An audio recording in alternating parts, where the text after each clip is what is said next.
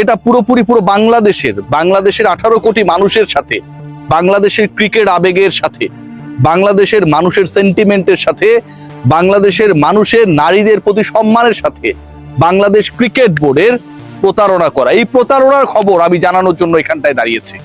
এই প্রতারণার খবর জানানোর জন্য যখন খোঁজ করছিলাম, তখন আমার সাথে আমার অন্তত 50 জন সাংবাদিক ভাই, সিনিয়র জুনিয়র সবাই ছিলেন, এবং সবাই আমরা আপডেটেড হয়েছি বাংলাদেশ ক্রিকেট বোর্ড কত বড় মিথ্যাবাদিতা, কত বড় প্রতারণা করেছে বাংলাদেশের মানুষের সাথে নারী ক্রিকেটারদের সুরক্ষার ইস্যুতে।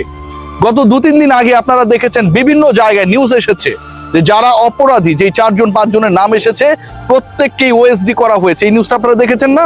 আপনারা দেখেছেন। কিন্তু সত্যিকার অর্থে এই কুকর্ম করা কর্মকর্তারা যারা অভিযুক্ত, তাদের কাউকেই বাংলাদেশ ক্রিকেট বোর্ড বিশেষ দায়িত্বপ্রাপ্ত কর্মকর্তা করেন নাই। They are not OSD till নাও।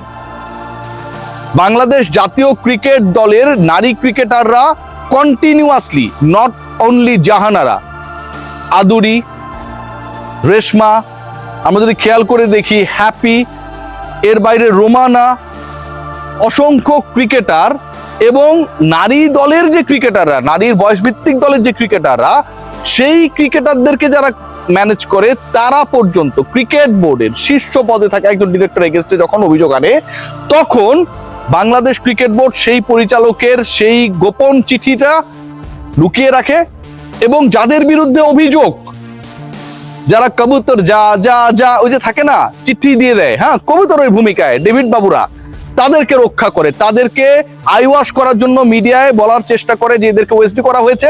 কিন্তু সত্যিকার অর্থে ভয়ঙ্কর ভাবে এই অপরাধের সাথে সংশ্লিষ্ট অভিযুক্ত যারা, তাদেরকে রক্ষা করে এই কর্মকর্তারা। গতকাল আপনাদেরকে আমি জানিয়েছিলাম যে বাংলাদেশ ক্রিকেট বোর্ডের এই কর্মকর্তারা বিকেএসপিতে গিয়েছিল, সেখানটায় নারী এনসিএল চলে, এবং সেখানটায় গিয়ে তারা মোটামুটি অন্য ক্রিকেটাররা যেন মুখ না খোলে, চুক্তিভুক্ত ক্রিকেটাররা যেন মুখ না খোলে, চুক্তির বাইরের ক্রিকেটাররা তারা মুখ না খুললে পরবর্তীতে তাদেরকে চুক্তিতে নেওয়া হবে, এরকম একটা তোপ দেওয়ার চেষ্টা করেছে।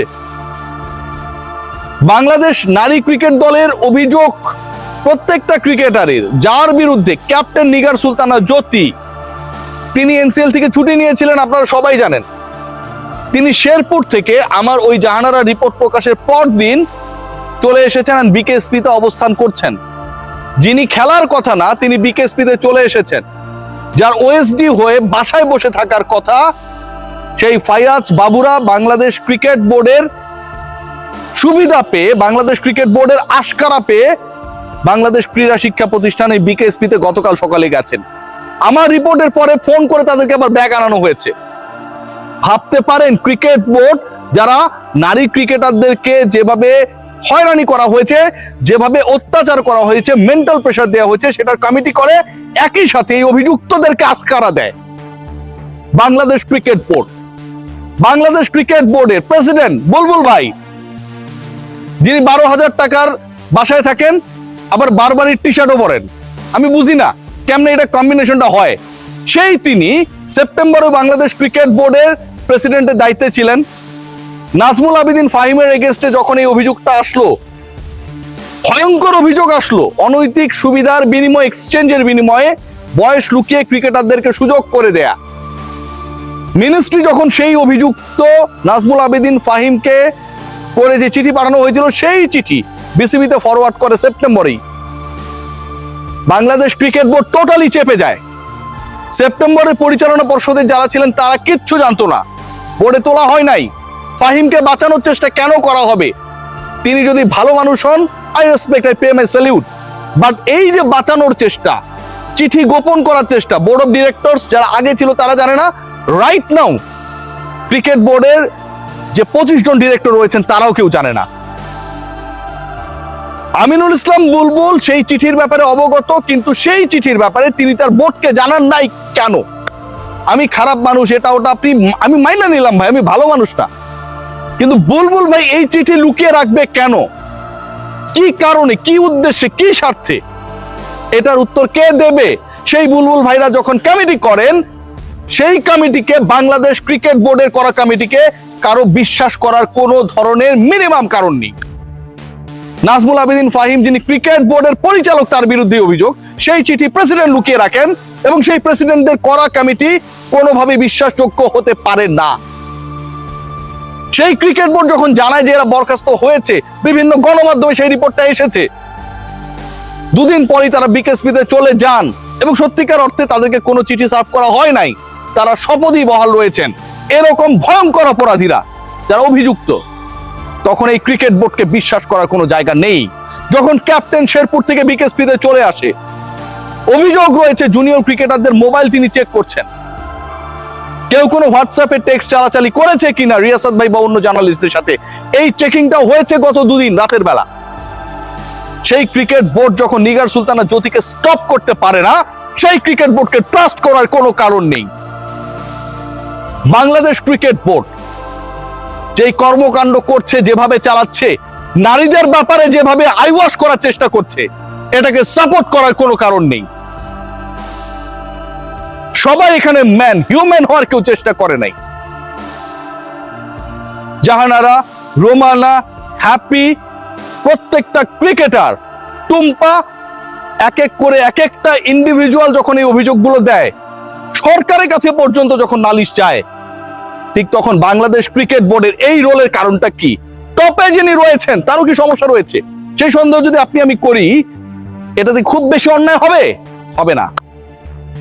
The things are going on quite unfortunate, কোনোভাবে অ্যাকসেপ্টেবল না, কোনোভাবেই না।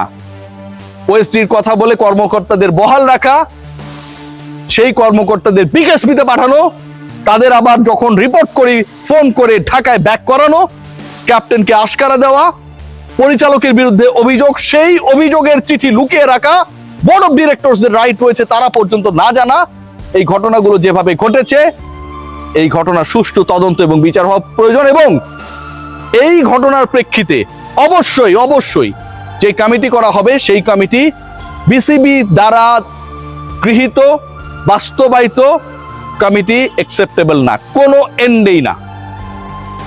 We want justice for our female cricketers. সবাই ভালো থাকবেন। ক্ষমা করবো না, আমি তহিদ ভাইকে না কোনোদিন ক্ষমা করবো, আমি মঞ্জু ভাইকে কোনোদিন ক্ষমা করবো না। এসে আমার কাছে আসলো, এসে আমার হাত, আমার শোল্ডারে হাত নিয়ে আমার মাথার কাছে মুখ নিয়ে বলতেছে, তোর পিরিয়ডের আজকে কয়দিন চলতেছে? তো আমি না, ডেট টাইমিং না, কয়দিন চলতেছে এটা ডিরেক্ট জানতে চাচ্ছে, কারণ তার কাছে অলরেডি ইনফরমেশন আছে। এতদিন পিরিয়ড থাকে নাকি কারোর? আর পিরিয়ড শেষ হলে বলিস, আমার দিকটাও তো দেখতে হবে তো, তাই না? আমি যখন ডাকবো চলে আসিস। কি করতেছে? আমার পা চলতেছে না, আমি ওইখানে যে আমি কি আনসার করবো এই লোকটাকে? এই লিস্টে রিজিও সুরাইয়া পাওয়া আছে, এই লিস্টে আমার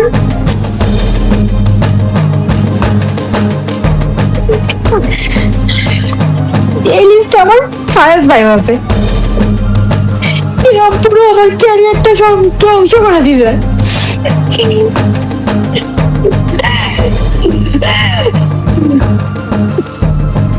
আমি কোনোদিন এদেরকে ক্ষমা করবো না, আর আমি বিসিবির কাছে এদের বিচার চাই না।